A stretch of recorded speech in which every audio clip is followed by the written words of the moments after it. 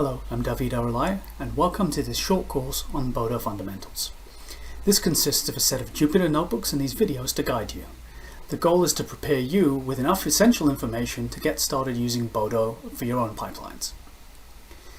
What is Bodo? Bodo is an inferential compiler technology. That means it produces optimized executable machine code from native Python code. Moreover, it infers opportunities for distributed computing or parallel computing from Python code directly.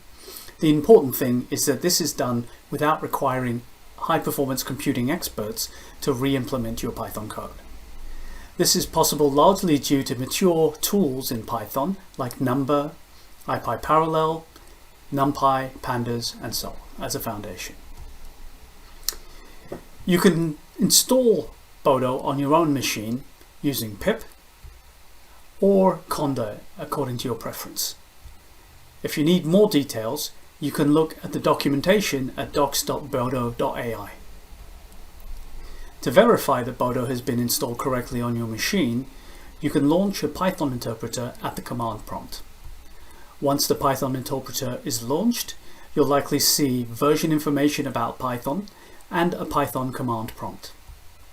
From the Python command prompt, you can import Bodo and print its version attribute, so you can see which version of Bodo is installed. For my machine, this is Bodo version 2022.3. Another alternative is to run these notebooks on Bodo's cloud platform. This platform is configured to allow users to easily access high-performance computing resources as their data needs grow. In particular, the burden of configuring all of these HPC hardware is taken care of for you in the Bodo Cloud Platform. You can see more details about running Bodo's Cloud Platform on Bodo's website. So to get started, you should have some prior experience using Python, but not necessarily any prior exposure to parallel computing. So we'll start off with a simple Bodo computation to get a sense of how it helps.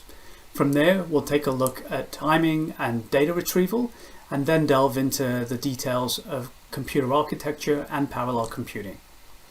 We'll take a look at some examples of using Bodo in non-parallel and parallel settings, and you'll get from all of this a foundation for using Bodo in your own data analysis. With all that said, let's get started.